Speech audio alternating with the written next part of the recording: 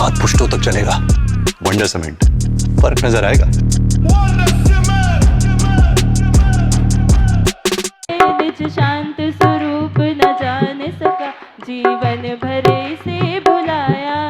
चंदन सब शीतलता पाने अब शरण आपकी आया हूँ। संसार ताप मिट जाए मेरा, चंदन वंदन को लाया। गुरु चरणों में घर हो, गुरु चरणों में घर हो, दूर संसार होता है। गुरुदेव को खुश करना आसान होता है। ओम रूम परमस्तोत्र सताचार्य भगवान गुरुवर श्री विद्यासागर जी महामुनिंद्र आचार्य भगवान श्री समय सागर जी महामुनिंद्र नमो नमः। सर्वेषां संसाराताप विनाशनाय उत्तम चंदनम निर्वपामिति।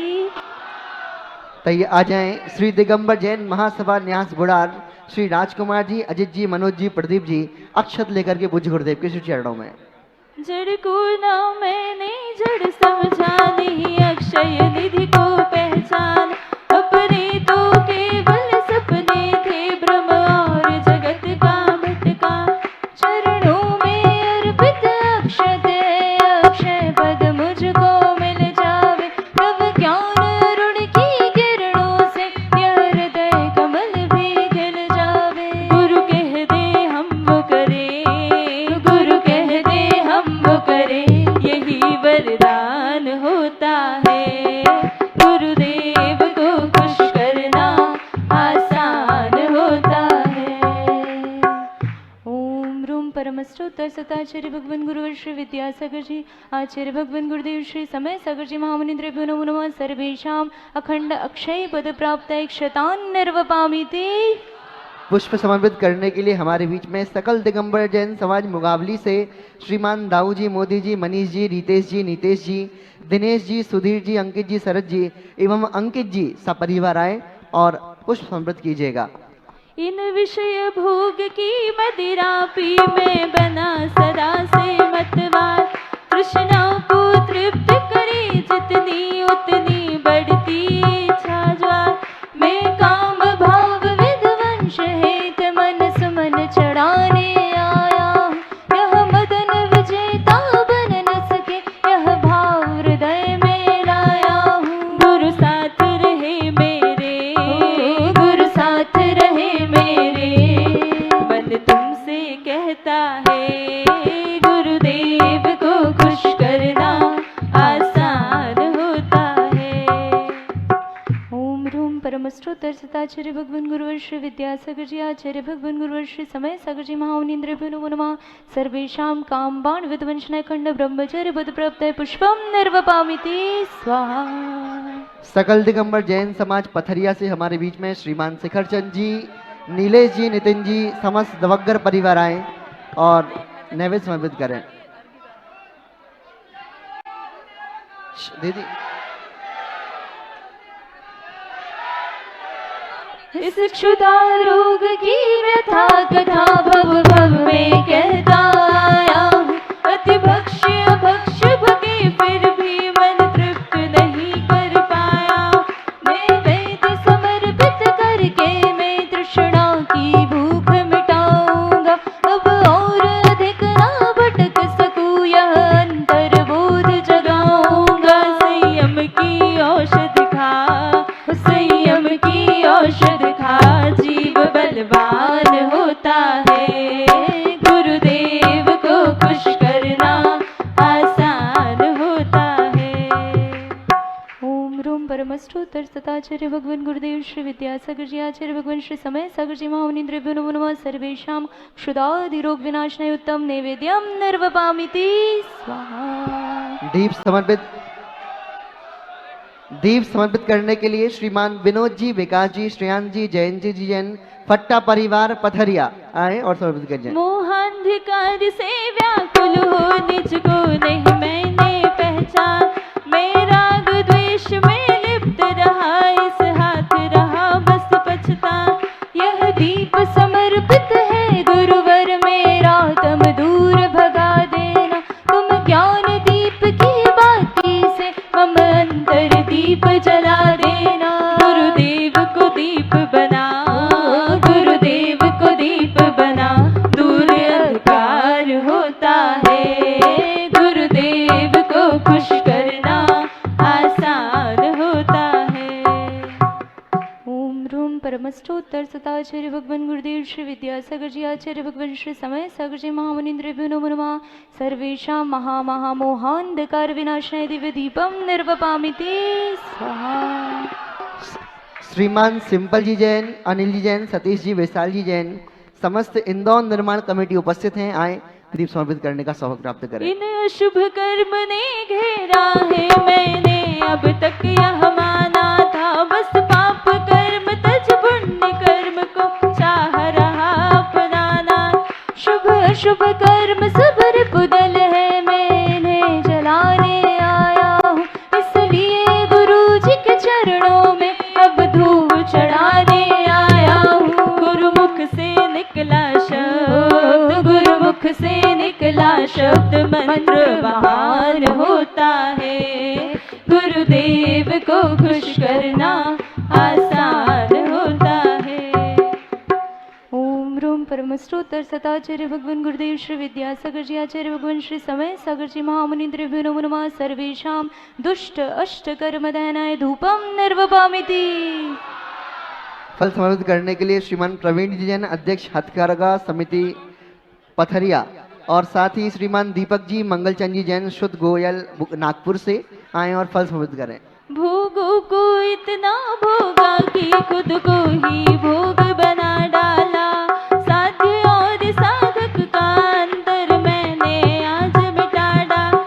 मैं चिदानंद में लीन रहूं, पूजा का यह फल पाना है, पाना था जिसके द्वारा वह मिल बैठा मुझे ठिकाना है। आदर्श बने जीवन, आदर्श बने जीवन, तभी उत्थान होता है, गुरुदेव को खुश करना आसान होता है। ओम रूम परमष्टोत्तर सताचार्य भगवान गुरुदेव श्री विद्यासागर जी आचार्य भगवान श्री समय सागर जी महामुनीन्द्रेभ्यो नमो नमः। सर्वेषां महामोक्ष फल प्राप्त उत्तम विशुद्धि प्राप्त फलम निर्वपामिति स्वाहा। श्री दिगंबर जैन मंदिर सदर के अध्यक्ष श्रीमान अनिल कुमार जैन सोलार वाले आप आइएगा, और एक साथ ही श्री शांतोदय क्षेत्र ब्योहारी समस्त कमेटी आकर के अर्घ समर्पित करें। जग के वैभव को पाकर मैं निश दिन कैसा मस्त रहा, चारों गतियों की ठोकर को खाने में ही अभ्यस्त रहा। मैं हूँ स्वतंत्र ज्ञाता दृष्टा, मेरा कर से क्या नाता है, कैसे अनर्घ्य पद पा जाऊं, यह भक्त भावना भाता है। मोक्ष मार्ग पर चलना आसान होता है, हो गुरु आज्ञा में चलने से सब काम होता है, गुरु आज्ञा में चलने से सब काम होता है, गुरुदेव को खुश करना आसान होता है, गुरुदेव को खुश करना आसान होता है। ओम रूम परमष्टोत्तर सताचार्य भगवान गुरुदेव श्री विद्यासागर जी आचार्य श्री समय सागर जी महामुनीन्द्रेभ्यो नमो नमः। सर्वेषां अनर्घ्य पद प्राप्त अर्घ्यम निर्वपामिति। जयमाला श्रीफल समर्पित करने के लिए हमारे बीच में श्री ऋचा राजकुमार जी जैन और समस्त महिला मंडल जितने भी आए हुए हैं, श्री चंद्रप्रभु दिगंबर जैन मंदिर महिला मंडल कमेटी, श्री परवार पौध दिगंबर जैन मंदिर महिला मंडल एवं समस्त महिला परिषद और भी जितनी महिला मंडल उपस्थित है वे सभी आकर के जयमाला का श्रीफल समर्पित करें।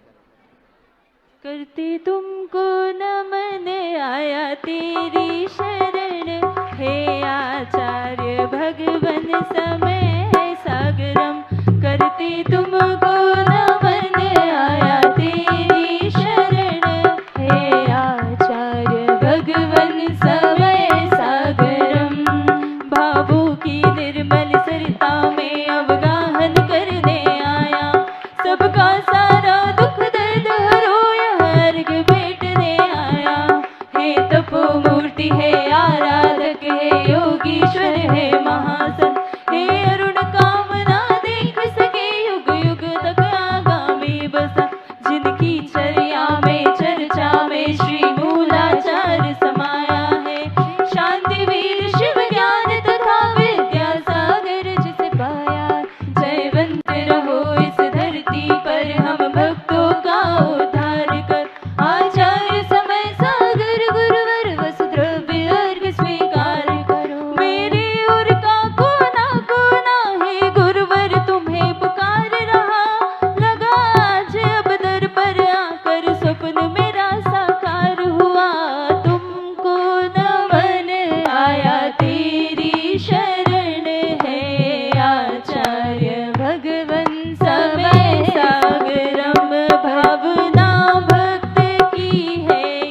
जन्मों जन्म हमको मिलते रहे तेरे पावन चरण, हमको मिलते रहे तेरे पावन चरण। ओम रूम परम अष्टोत्तर शताचार्य भगवान गुरुदेव श्री विद्यासागर जी महामुनिराज के परम प्रभावक प्रथम दीक्षित शिष्य जीवंत समय सार परम पूजनीय आचार्य भगवान श्री समय सागर जी महामुनि द्रव्यो नमो नमः सर्वेषाम अनर्घ्य पद प्राप्त अर्घ्यम निर्वपामिति स्वाहा। जय बोलिए आचार्य भगवान गुरुदेव श्री समय सागर जी महामुनि राज की जयकारा गुरुदेव का, जयकारा गुरुदेव का। देख आज हमारे बीच में बाहर गांव से आने वालों की संख्या बहुत अधिक है, सभी की मनोभावनाएं शास्त्र भेंट करने की, लेकिन निवेदन है जिनका भी नाम लिया जाए उस परिवार से अथवा उस समाज से सिर्फ एक अथवा दो ही व्यक्ति मंच पर आएंगे, अधिक नहीं। चले आए। सबसे पहले मैं आवाज दे रहा हूं श्रीमती मीना अनिल कुमार जी केसर छाया परिवार आए और शास्त्र भेंट करने का सौभाग्य प्राप्त करें। शीघ्रता से जिनका भी नाम लिया जाए इधर से आ जाओ, मीना भाभी इधर से आ जाओ, शीघ्रता से आए। और इसके बाद में देखें सभी अपना स्थान ग्रहण करें, इतना भीड़ न बनाएं, थोड़ा शांति रखें। श्रीमती मीना अनिल कुमार जी केसर छाया जल्दी आए और शास्त्र भेंट करने का सौभाग्य प्राप्त करेंगे आज पूज्य गुरुदेव के पावन कर कमलों में। साथ ही इसके बाद तैयार रहें सकल दिगंबर जैन समाज तारादेही, तारादेही से भी बड़ी अधिक संख्या में श्रावक श्रेष्ठी उपस्थित हैं, लेकिन निवेदन सिर्फ दो ही लोग मंच पर आए और मात्र दो ही लोग सौभाग्य प्राप्त करें, सभी ना आए। एक जन वहीं चले जाओ। इसके बाद तैयार रहें सकल दिगंबर जैन समाज तारादेही आए। कौन है तारादेही वाले? सकल दिगंबर जैन समाज, मात्र दो लोग आए, निवेदन सभी ना आए। आकाश रोको ना, बस रुक जा भाई, नहीं रुक जाओ, ठीक हो गया। आप अपनी अमृतमय वाणी से कृपया हम सभी ज्ञानी को कृतार्थ करें। नमोस्तु भगवान, नमोस्तु भगवान, नमोस्तु भगवान। अहिंसा परमो धर्म की, महावीर भगवान की, प्रातः स्मरणी परम पूजाचार्य गुरुवर श्री विद्यासागर जी मुनि महाराज की जय।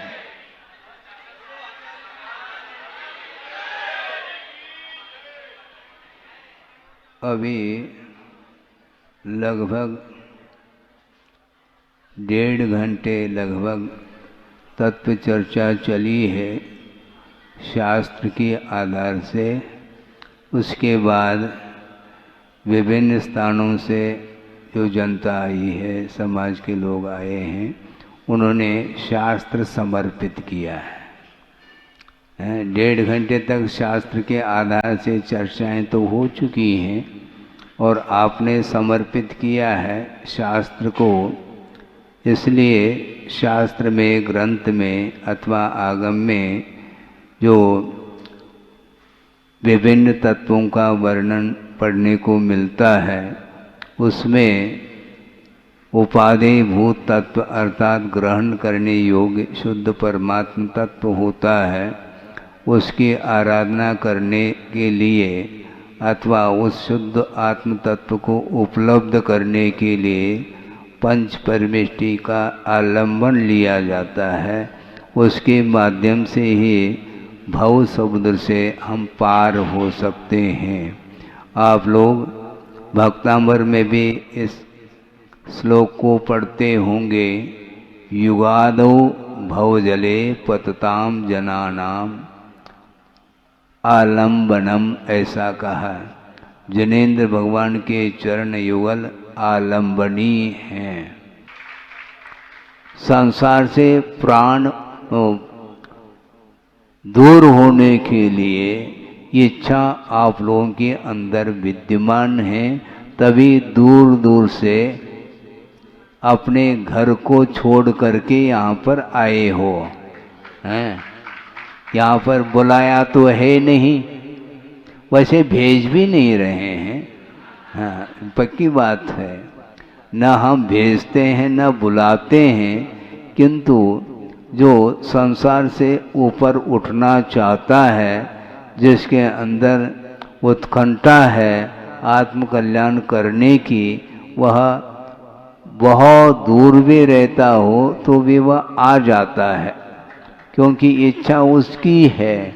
जिज्ञासा जिसकी होती है तो वह दौड़ लगाता हुआ वह पैदल भी आता है, ये ध्यान रखो। कई लोग कहते हैं महाराज हम बहुत दूर से आए, एक ग्रास तो आपको लेना ही पड़ेगा। भैया हम भी दूर से आए हैं, हम कौन पास से आए हैं? क्यों संसार में अपन भी परिभ्रमण ही कर रहे हैं। सब लोग दूर दूर से विभिन्न गतियों से आए हैं और मनुष्य जीवन मिला है, और इसमें भी आपका अतीत का जो पुरुषार्थ है उसका ही परिणाम देखने को मिल रहा है। मनुष्य पर्याय प्रत्यय को प्राप्त नहीं होती, बहुत दुर्लभ वस्तु है, और उसको आप लोगों ने सब लोगों ने प्राप्त किया है।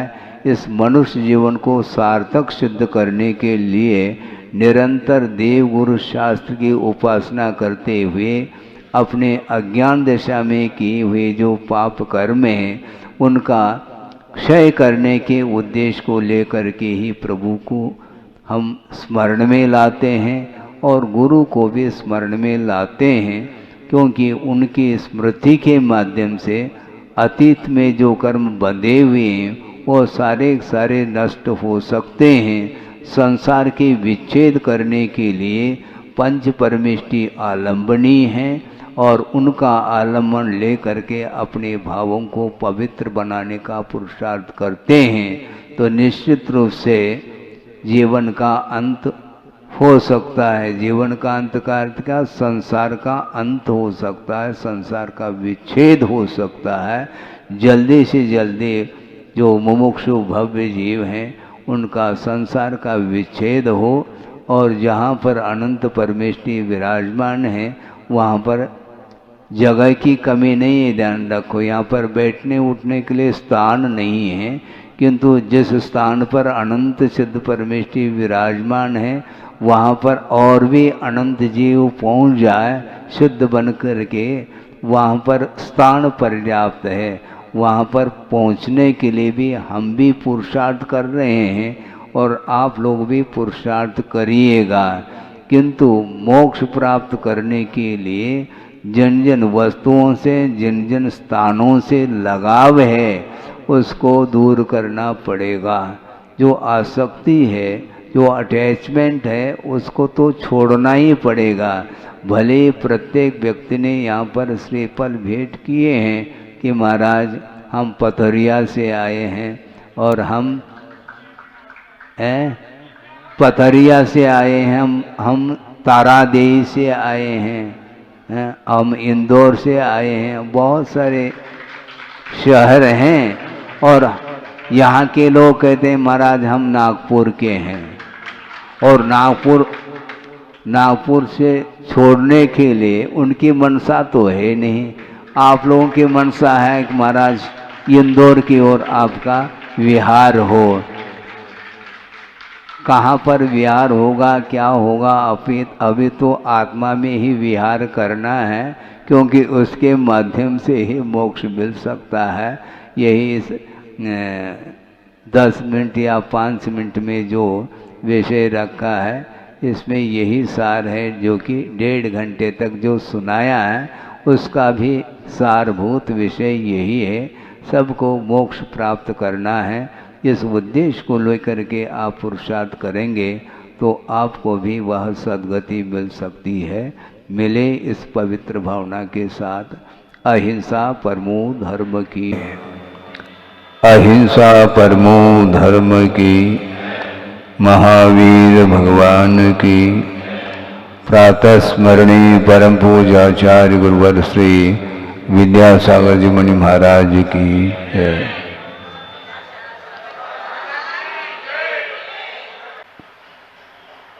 आगम में जीव को तीर्थ के रूप में स्वीकारा है। आप सुन रहे हैं? आगम में जीव के लिए तीर्थ के रूप में स्वीकारा है, लेकिन सामान्य जीव को तीर्थ के रूप में नहीं स्वीकारा है। रैनते संयुक्तो जीवो हवे उत्तमम तीर्थम संसारम तरे यदो रैनते दिव्य नावाये, ऐसा कहा। रत्नत्रय रूपी दिव्य विशाल नौका के माध्यम से वह संसार को पार कर लेता है।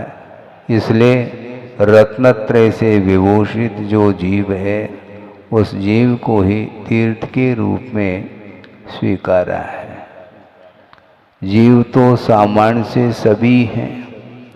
चतुर्गति में जितने भी कर्म के उदय से परिभ्रमण करने वाले अनंतानंत जीव हैं, उन सभी जीवों को तीर्थ के रूप में नहीं स्वीकारा। कथनचित स्वीकार इसलिए किया जा सकता है क्योंकि प्रत्येक जीव में संसार को पार करने की शक्ति विद्यमान है। यदि भव्य है तो वह उसका भव्यत्व भाव प्रकट हो सकता है और रत्नत्रय के माध्यम से उसका विकास होता है। तो ऐसी स्थिति में हमारे भीतर वह प्रभुत्व शक्ति के रूप में है। उसको उद्घाटित करने के लिए किसका आलम्बन लेना? जो रत्नत्रय की आराधना कर रहे हैं उनका आधार, उनका आलम्बन लेते हैं और उनकी उपासना यदि हम करते हैं तो निश्चित रूप से हमारा जीवन भी जिस प्रकार साधकों का जीवन है उसी प्रकार अपना जीवन भी निर्मल बन सकता है। बन सकता है इसलिए कहा जा रहा है जिसके अंदर रुचि है, जिसके अंदर पदार्थ का बोध हो चुका है, भेद विज्ञान जिसको बोलते हैं, अपना और पराया ये जो पदार्थ हैं इनके स्वरूप को जिन्होंने नहीं जाना है वह कभी भी संसार से पार नहीं पा सकता। संसार से पार होने के लिए अपना और पराया इसका भेद ज्ञान होना अनिवार्य सिद्ध होता है। और यह मात्र ज्ञान ही पर्याप्त नहीं, उस ज्ञान के माध्यम से अपने जीवन को परिवर्तित करना है। चारित्र के माध्यम से अर्थात अनुकरण के माध्यम से ही वह जीव का विकास होता है। चारित्र में या चारित्र की ओर कदम जो बढ़ते हैं उसके पहले श्रद्धान होना भी आवश्यक हो जाता है। ये बात अलग है, श्रद्धान ज्ञान और चारित्र तीनों एक साथ भी उत्पन्न हो सकते हैं, किंतु चारित्र में समीचीनता जो आती है अथवा ज्ञान में भी जो समीचीनता आती है वह सम्यक दर्शन के माध्यम से आती है। इसलिए श्रद्धान को प्रमुखता दी गई है। श्रद्धान के अभाव में हमारी जो कुछ भी प्रवृत्ति है वह प्रवृत्ति समीचीन नहीं मानी जा सकती है। इसलिए नहीं मानी जा सकती क्योंकि श्रद्धान वस्तु तत्व का नहीं होने के कारण उसका जो आचरण है वह विपरीत आचरण माना जाता है। लेकिन एक विषय बहुत विचारणीय विषय है, पठनीय भी है, वह ये है कि मिथ्यात्व दो तरह का होता है। एक ग्रहित मिथ्यात्व है और एक अग्रहित मिथ्यात्व माना जाता है। अग्रहित मिथ्यात्व का अर्थ ये है कि जिस प्रकार उपदेश के बिना सम्यक दर्शन की उत्पत्ति होती है, जिसको नैसर्गिक सम्यक दर्शन बोलते हैं, उसी प्रकार मिथ्यात्व कर्म की उदय से बिना किसी की उपदेश के ही विपरीत परिणाम जो उत्पन्न होते हैं आत्मा के अंदर, उसका नाम अग्रहित मिथ्यात्व की कोटि में रखा है। इसलिए ग्रहित मिथ्यात्व को छोड़ने के बाद भी वह अग्रहित मिथ्यात्व बना रह सकता है। बिल्कुल क्लियर है ये, क्योंकि कुगुरु कुदेव कुशास्त्र इसकी वह आराधना नहीं कर रहा है, इसकी उपासना नहीं कर रहा है,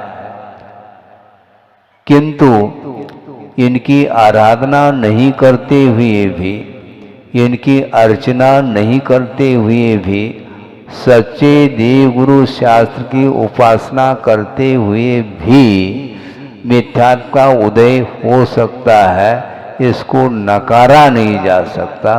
इसी को बोलते हैं अग्रहित मिथ्यात्व। इसलिए ग्रहित मिथ्यात्व से बचो, आप लोग बच रहे हैं। यदि मान लो कुछ अंश में भी यदि ग्रहित मिथ्यात्व का पोषण यदि मान लो आपके द्वारा होता है तो निश्चित रूप से सम्यक दर्शन को धक्का लगेगा। ये क्लियर कट है, क्योंकि समंतभद्र स्वामी ने स्पष्ट ही शब्दों में उल्लेख किया है कि वह रागी द्वेषी अज्ञानी जो देवी देवता इत्यादि हैं उनकी उपासना वह सम्यक दृष्टि नहीं कर सकता है। और उसमें बहुत सारे देव आ जाएंगे। किसी ने कहा कि महाराज चतुर्निकाय देवों का वर्णन आता है आगम में, क्या आप उनको मानते हैं? सुन रहे क्या नहीं? उन्होंने पूछा कि महाराज आगम में सूत्र आता है देवाश चतुर्निकाया, 4 प्रकार के देव हैं, क्या उनको आप मानते हैं क्या? नहीं। क्यों नहीं मानेंगे? आगम में उनका अस्तित्व है, जिस रूप में उनका अस्तित्व है उस रूप में हम स्वीकार कर रहे हैं, इसमें क्या दिक्कत है? उनकी उपासना थोड़ी करेंगे हम, उनकी उपासना नहीं करेंगे और उनका अवर्णवाद भी नहीं करेंगे, किंतु वो जिस रूप में वो हैं उस रूप में हम मान रहे हैं। क्योंकि यथार्थ श्रद्धान होना चाहिए पदार्थ का, और वो भी जीव हैं। देवायु का उदय है, देवगति नामकरण का उदय होने के कारण उन्हें देवगति मिली है और देवगति के जीव के रूप में उनको हम मान रहे हैं। इसमें कोई बाधा नहीं आती, उनके ऊपर भी श्रद्धान किया जाता है और जिस रूप में उनका स्वरूप है उसी रूप में हम उनको आस्था का विषय बनाते हैं। किंतु उन चतुर्निकाय के देवों को हम मोक्ष मार्ग में सहायक इस प्रकार नहीं मान सकते। मोक्ष मार्ग पर चलने वाला जो साधक होता है अथवा व्रती होता है अथवा सम्यक दृष्टि होता है वह यथार्थ श्रद्धान करता है। इसलिए कुगुरु कुदेव कुशास्त्र की उपासना तो नहीं करते, किंतु सच्चे देवगुरु शास्त्र की उपासना करते हुए भी यदि भोग्य सामग्री के प्रति आकर्षण निरंतर बना हुआ है और उसमें यदि मान लो अतिरेक हो जाता है तो वह सम्यक दर्शन से वह नीचे आ सकता है। अंतर मुहूर्त में सम्यक दर्शन अभाव को प्राप्त हो सकता है, ये आगम का उल्लेख है। तो हम ये पूछना चाहते हैं कि अंतर मुहूर्त में क्या वह ग्रहित मिथ्यात्व का पोषण कर रहा है क्या? नहीं। किंतु ग्रहित मिथ्यात्व का पोषण नहीं करते हुए भी विषयों के प्रति यदि मान लो गृद्धता की मात्रा बढ़ रही है, अत्याशक्ति का भाव बढ़ रहा है, तो उसके माध्यम से भी वह सम्यक दर्शन से नीचे आ सकता है। इसलिए हमें करना क्या है? आगमकारों ने यह स्पष्ट ही लिखा है कि जीव को तीर्थ के रूप में स्वीकारा है। आप सुन रहे हैं क्या? बाद में आ गए, थोड़ा सा विषय हो चुका था। कार्तिकेयन परीक्षा उसमें एक गाथा आई है, उसको रखा था कि जीव को तीर्थ के रूप में रखा तो है, किंतु सामान्य जीव को तीर्थ के रूप में नहीं स्वीकारा, किंतु रत्नत्रय से युक्त जो जीव है उसको तीर्थ के रूप में माना है। क्योंकि उसके माध्यम से, रत्नत्रय के माध्यम से संसार समुद्र से वह पार हो जाता है। इसलिए जो संसार से पार लगाने वाला जो होता है वह तीर्थ माना जाता है। इसलिए देव गुरु शास्त्र अर्थात देवादिदेव वीतरागी प्रभु वो तो तीर्थ रूप है ही, किंतु जो अभी अभी रत्नत्रय को अंगीकार किया है उसके लिए भी तीर्थ की संज्ञा दी जा रही है। इसलिए रत्नत्रय बहुत बहुमूल्य वस्तु है।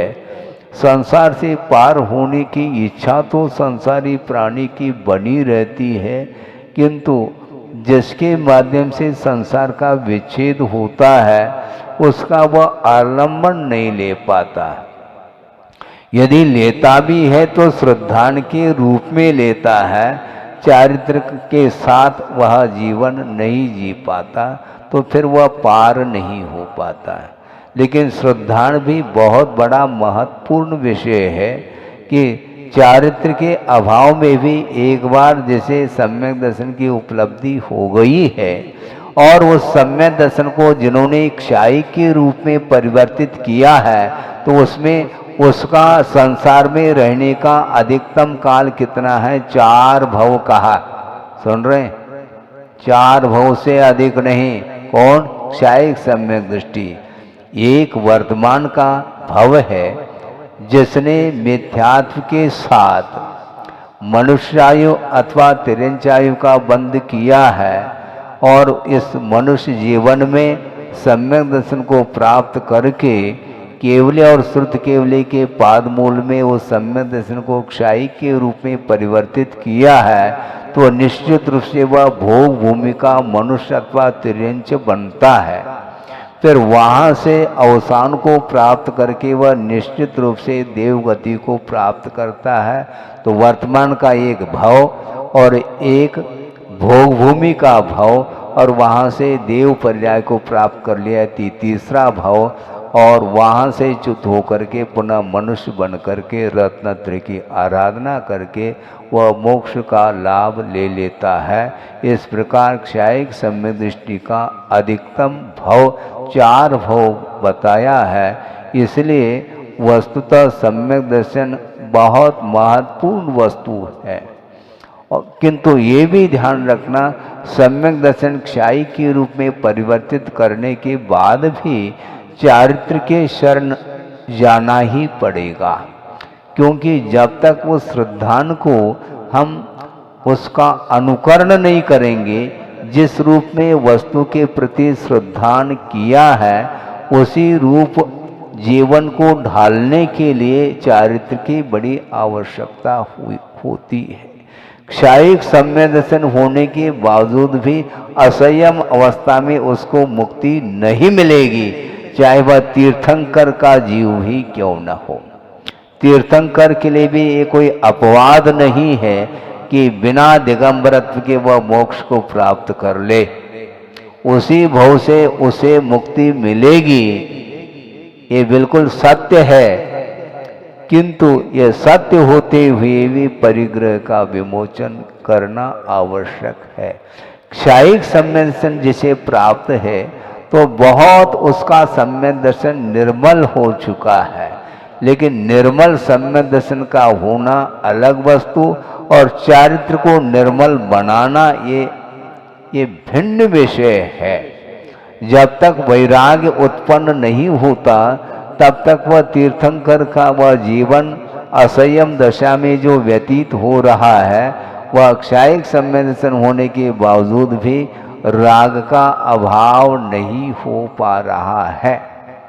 83 लाख पूर्व इतना दीर्घ काल तक क्षायिक सम्यक दर्शन के साथ रहते हुए भी वह हवेली को क्यों नहीं छोड़ना चाहते हैं?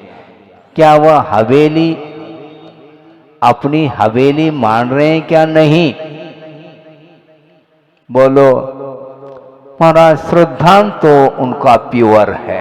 हाँ बिल्कुल मैं मानता हूँ, श्रद्धान प्योर होते हुए भी अपने जीवन में वह विषय क्यों नहीं आ पा रहा है, संयम में जीवन क्यों नहीं बनाना चाहता है।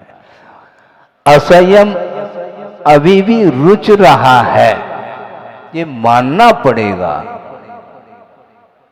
यदि नहीं रुचता है तो किसने बाध्य किया उस तीर्थंकर के लिए, बालक तीर्थंकर के लिए 83 लाख पूर्व तक वहां पर रहने के लिए कौन बाध्य कर रहा है? कोई भी बाध्य नहीं कर सकता, किंतु स्वयं ही बाधित है मोहनी कर्म के कारण। इसलिए मोहनी कर्म को पछाड़ना चाहिए। धोती को तो पछाड़ते हैं आप लोग धोने की अपेक्षा, किंतु मोहनी कर्म को पछाड़ना ये संसारी प्राणी के लिए बहुत कष्ट का अनुभव हो रहा है। मोह छूटता है। आपस में तो चर्चा कर रहे हो, बात समझ में तो आ रही आपको, बिल्कुल हकीकत है। संसारी प्राणी वस्त्र को तो धो रहा है, अपने शरीर को तो वह धो रहा है, किंतु आत्म तत्व को धोने की बात करो तब तो कल्याण होगा, नहीं तो नहीं होगा। सामान्य सम्यक दृष्टि उलझ जाए तो कोई बाधा नहीं, किंतु क्षायिक सम्यक दृष्टि होने के उपरांत भी वह उलझा हुआ है उसका जीवन। ये बात अलग है, उसी भव से वो मोक्ष मार्ग के नेता बनेंगे, किंतु अभी वो नेता नहीं है, मोक्ष मार्ग के तो नहीं। और मोक्ष मार्ग के जब नेता बनते हैं तो वह केवल ज्ञान जब तक नहीं होता तब तक वह मौन ही रहते हैं। रत्नत्रय का पालन करते हुए अपने जीवन को वह सार्थक सिद्ध कर रहे हैं। शरीर क्या है और आत्म तत्व क्या है, इसको पृथक महसूस करना खेल नहीं बंधु। क्षायिक सम्यक दृष्टि के लिए भी यह दुर्लभ है, क्योंकि संयम जो होता है वह सम्यक दर्शन से भी दुर्लभ माना गया। सम्यक दर्शन उत्पन्न होने के उपरांत भी पूर्णतः राग नहीं छूटता है।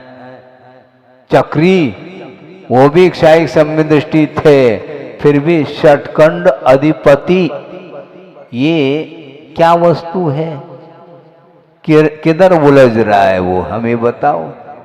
ये नियोग है, नियोग वगैरह सब छोड़ दो आप। हाँ, ये स्वयं की इच्छा है, ये असंयम का भाव है। भाव द्रव्य नहीं होता, ये ध्यान रखो। स्वतत्व कहा है, वह असंयम भाव जो है ना वह परतत्व नहीं। इसलिए सम्यक दर्शन होने के उपरांत यथार्थ वस्तु का स्वरूप क्या है इसका श्रद्धान तो होता है, किंतु श्रद्धान होने के उपरांत भी उस वस्तु को छोड़ने का भाव नहीं होता। इसी का नाम असंयम भाव कहा है। तो इसलिए रत्नत्रय से विभूषित जो जीव है उसको तीर्थ की उपमा दी है, उसको चेतन तीर्थ घोषित किया है। इसलिए श्रद्धान का महत्व नहीं है ऐसा नहीं, श्रद्धान अपनी जगह है, किंतु उसके साथ साथ अनुकरण करना यह संयम माना जाता है। डॉक्टर के प्रति श्रद्धान हो गया आपका, औषधि के प्रति भी श्रद्धान गाढ़ श्रद्धान हो गया, और दवाई उन्होंने डॉक्टर साहब ने लिख करके दे दी और परहेज भी बता दिया, और वह लौट करके आता है और पर्चा अपने जेब में रखा है। श्रद्धा नहीं क्या नहीं? वैद्य के प्रति डॉक्टर के प्रति श्रद्धान है, दवाई के प्रति भी श्रद्धान है, किंतु उस पर्चे को मेडिकल दुकान में जाओ और दवाई को खरीद करके उसको जैसा डॉक्टर ने वैद्य ने कहा है उसको लेने का प्रयास करो, और लेना यही कहलाया चारित्र है, आचरण। आचरण को भूल जाते हैं आप। श्रद्धा तो हो गया महाराज, ये पर है, ये पर है, पर है। पर होते हुए भी उस हवेली को क्यों छोड़ नहीं पा रहा है?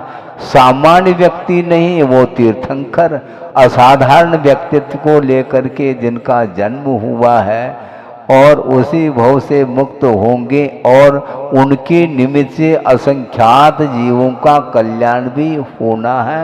ये नेट है, सत्य है, यथार्थ है। इसके बाद भी अभी उसका स्वयं का जीवन संयम में नहीं बन पा रहा है। इसका कारण क्या है? इसका कारण और बहुत सारे मोहनी संबंधी प्रकृति अवशिष्ट है। सम्यक दर्शन की घातक जो प्रकृति थी उनका तो मूल समूल नष्ट कर दिया 7 प्रकृतियों के क्षय से, शायिक सम्यक दर्शन को उत्पन्न कर लिया। किंतु अवशिष्ट जो चारित्र मोहनी संबंधी प्रकृति हैं, जो मोहजन्य प्रकृति मानी जाती हैं, उनका क्षय करना भी अपेक्षित है। उनका क्षय अभी नहीं कर पा रहा है। इसका नाम असंयम है। असंयम का अर्थ क्या होता है महाराज, ये भी समझा दो। अच्छा, हम ही सब कुछ समझा दें। सावधानी का नाम संयम है। महाराज, हम भी सावधानी से उठते हैं, बैठते हैं, सारी क्रिया हमारी भी तो सावधानी से होती है, तो हम भी संयमी कहलाएंगे? नहीं, आप भी देख करके चलते हैं, ये ध्यान रखो। रात में चलते हैं, हाथ में टॉर्च है, तो आपकी ईर्ष्या समिति मानी जाए है? क्योंकि देख करके चल रहे हैं, किंतु देख करके चलते हुए भी अपने आप की रक्षा का तो भाव है, किंतु अपने से भिन्न जीवों की रक्षा का भाव नहीं है। इसलिए वह असंयमी माना जाता है। देख करके चल रहा है, इसके बाद में असंयमी। और वह मेडिकल टेस्ट करके उस आहार को ले रहा है, इसके बावजूद भी वह ऐष्णा समिति नहीं है उसकी। सुन रहे हैं आप? हैं? बड़े बड़े जो नेता होते हैं, सुना है कि मेडिकल टेस्ट करके वो भोजन करते हैं। क्या है इसका अर्थ? है वह नवदा भक्ति पूर्वक वो भोजन कर रहे हैं क्या? नहीं, उनकी वह ऐष्णा समिति संभव नहीं है। अपने आप की रक्षा का ध्यान है, ऐसा न हो कि अवसान न हो इस आहार के माध्यम से, इसका ध्यान है उसे। किंतु आचार्य कहते हैं मरण से भीति कभी भी साधक को नहीं होती। साधक को कभी भी मरण से भीति नहीं, किंतु पाप से भीति है उसको।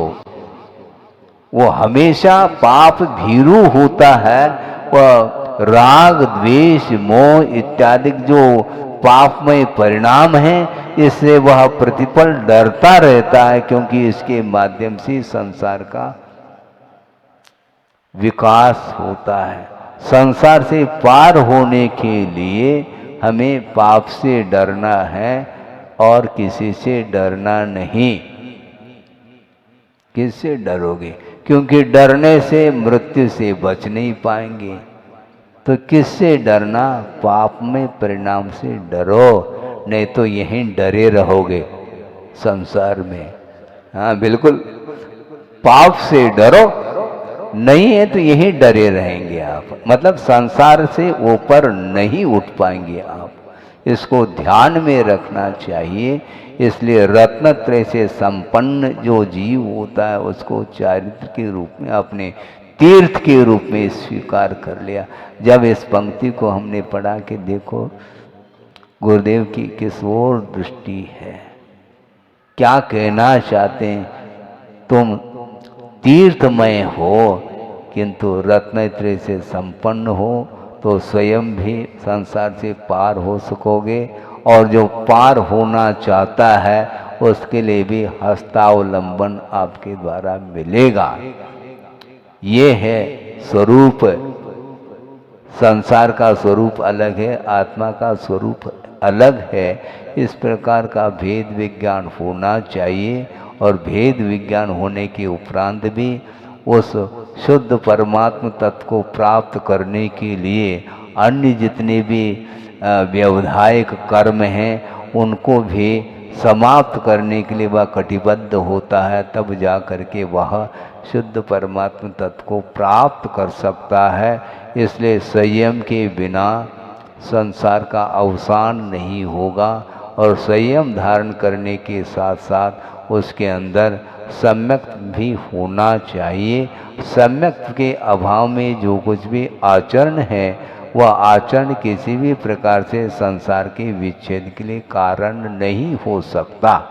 यहाँ तक कि आचार्य समंतभद्र स्वामी ये कहना चाहते हैं, जिसने चारित्र को अंगीकार नहीं किया है, सम्यक दृष्टि है मात्र अविरत सम्यक दृष्टि, और वह 8 अंगों का पालन करता है, एक अंग से भी वह रहित होता है सम्यक दर्शन, तो वह संसार का विच्छेद करने में समर्थ नहीं है, ऐसा कहा है। अक्षर न्यूनः मंत्रः विषवेदनाम न निहंति कहते हैं। विष शरीर में व्याप्त हो चुका है। मान लो किसी को सर्प ने डस लिया, उसके माध्यम से वह विष पूरा का पूरा शरीर में व्याप्त हो चुका है। अब वह मंत्र के माध्यम से उस व्याप्त हुआ जो विष है उसको दूर किया जा सकता है मंत्र के माध्यम से। लेकिन शर्त यह है, एक भी अक्षर से न्यून है वह मंत्र, तो वह कभी भी विष को दूर करने में सक्षम नहीं हो सकता। उसी प्रकार सम्यक दर्शन 8 अंगात्मक है, उसमें से एक अंग यदि हिलने लग जाए तो सारे सारे अंग भी हिल सकते हैं। आपको ज्ञात होगा मुख में कितने हैं, 32 दांत हैं, उसमें से एक दांत हिलने लग जाए, दूसरा दांत भी कभी भी हिल सकता है, ध्यान रखो। एक दूसरे से संबंध है वो, तो इसीलिए आप बहुत होशियार हैं। एक दांत भी यदि सड़ने को हो जाता है, पोला हो जाता है, तो सबको पोला कर सकता है वो। उसी प्रकार सम्यक दर्शन 8 अंगात्मक है, निशंकित, निकांक्षित, निर्विचिकित्सा, अमूढ़ दृष्टि, उपगोहन, स्थितिकरण, वात्सल्य और प्रभावना के रूप में। इसमें से एक अंग भी यदि मान लो कमजोर शुद्ध होता है, तो निश्चित रूप से वह संसार का विच्छेद करने में वह समर्थ नहीं हो सकता, वह सम्यक दर्शन। तो ऐसी स्थिति में अविरत सम्यक दृष्टि की जब ये दशा बन सकती है, तो संयम धारण करने के उपरांत भी सम्यक दर्शन में यदि मलिनता आती है, तो बहुत जल्दी वह सम्यक दर्शन से नीचे आ सकता है, और सम्यक दर्शन से नीचे आ गया तो फिर उसका वह संयम केवल खोखला माना जाता है, किसी काम का नहीं। इसको बोलते हैं द्रव्य संयम। इसलिए संयम धारण करने के उपरांत साधक को बहुत सावधानी रखने की आवश्यकता है, और सावधानी का नाम ही संयम है। आप सावधानी से चलते हैं, आप भी देख करके चल रहे हैं, और संशोधन करके ही मान लो भोजन भी कर रहे हैं, और बैठते हैं तो क्या करते हैं आप, क्या करते हैं, फूंक मारते हैं जमीन में, क्योंकि धूल उड़ जाए। वो इसके बावजूद भी यदि मान लो धूल नहीं उड़ता, तो फिर रुमाल को बिछाते हैं, फिर उसके ऊपर बैठते हैं। क्यों? वस्त्र गंदे न हो, आत्मा गंदा हो जाए तो चल जाएगा, क्योंकि कौन गंदा हो रहा है मैं बताऊं ना, है? और मान लो वह वस्त्र काले रंग का है, कोई दिक्कत नहीं उसको, और सफेद है तो उसमें काला चिपक सकता है। काले में काले का क्या भान होगा, है? पैंट और शर्ट मान लो काले रंग के हैं और कोयला लग गया मान लो, और उसका क्या, उसका रंग भी वही है और पैंट का भी रंग वही है, तो उसमें उसमें पृथक रूप से वह रंग दिखाई नहीं पड़ता। ये सब जो है, ये जो वृत्ति है, ये संयम नहीं है। हाँ, किंतु दूसरे के जीवों की विराधना न हो इसका ध्यान रखना, यह संयम दया मानी जाती है। यह संयम है। संयम का अर्थ सावधानी के साथ चलना, सावधानी के साथ बोलना, सावधानी के साथ ही आहार की चर्या को संपन्न करना, और भी जितने भी समिति हैं, प्रवृत्ति हैं, उनको सावधानी के साथ वह करता है तो उसका संयम सुरक्षित रहता है। और संयम सुरक्षित रहेगा तो चारित्र में समीचीनता बनी रहती है, और वह सम्यक चारित्र के माध्यम से ही वह आगे बढ़ता चला जाता है। कहाँ तक बढ़ता है वो? जब तक निर्वाण का लाभ न हो तब तक वह चारित्र के साथ आगे बढ़ता ही चला जाता है। कितना लंबा चौड़ा है मोक्ष मार्ग है? बहुत लंबा है वो। लंबा चौड़े का अर्थ क्या है? जब तक वह स्वरूप की उपलब्धि ना हो, स्वरूप का ज्ञान होना अलग और स्वरूप का लाभ होना अलग। अभी चर्चा चल रही थी, आत्मा का क्या स्वरूप है?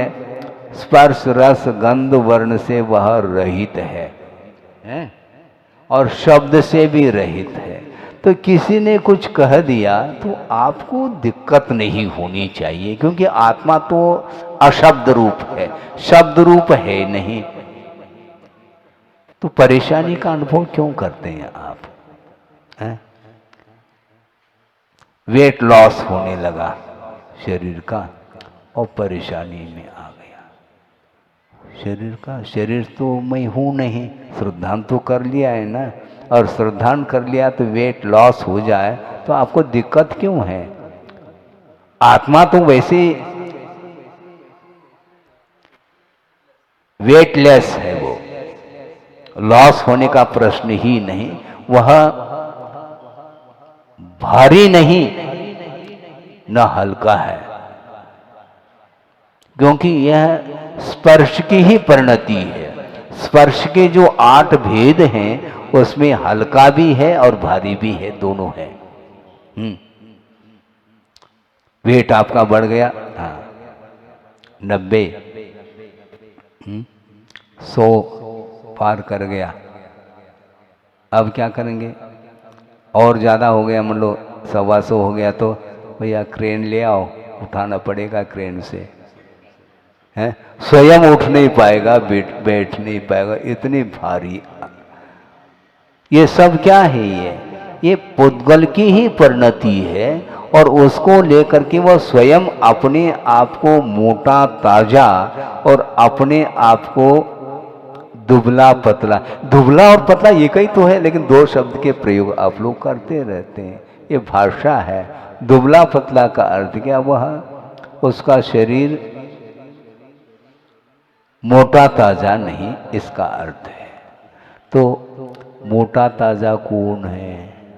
दुबला पतला कौन है? और गौर और सावला कौन है? ये सब क्या है? किसकी परिणति है? ये पौद्गलिक परिणति है। रूपिना पुद्गला, पढ़ तो रहे हम, ये रूपिना पुद्गला। परिश्वर में तत्वार्थ सूत्र का शुद्ध पाठ चल रहा है। इसके बाद भी जो 5 इंद्रिय के जो विषय हैं वो सारे सारे पौद्गलिक हैं, और उसके प्रति आकर्षण नहीं छूट रहा है। और महाराज ये भी तो सुना है हमने कि तत्वार्थ सूत्र का शुद्ध पाठ करने से एक उपवास का फल मिलता है। सुनो, यहाँ पर तुम बिजनेस पॉइंट से सोचेंगे तो कभी भी उपवास का फल नहीं मिलेगा। तत्वार्थ सूत्र की महिमा को दिखाया गया है। कोई इसमें इसका दुरुपयोग कर ले, दुरुपयोग हो सकता है।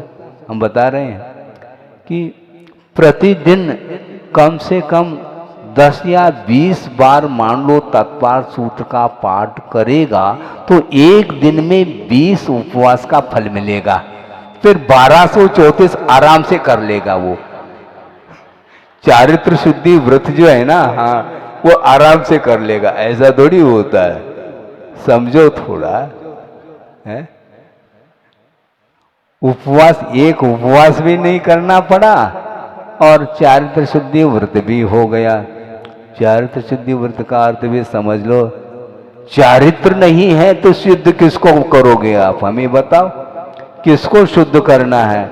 चारित्र को शुद्ध बनाना है तो चारित्र पहला अंगीकार करो, फिर बाद में उसमें दोष लगते हैं प्रवृत्ति के माध्यम से, उस दोषों को दूर करने के लिए यह व्रत लिया जाता है। इसलिए हम बहुत दिमाग से चलते हैं, क्योंकि व्यापार करने की आदत हमारे अंदर है और उसी पॉइंट से हम सोचते हैं, इसलिए ऐसा नहीं है वस्तुतः।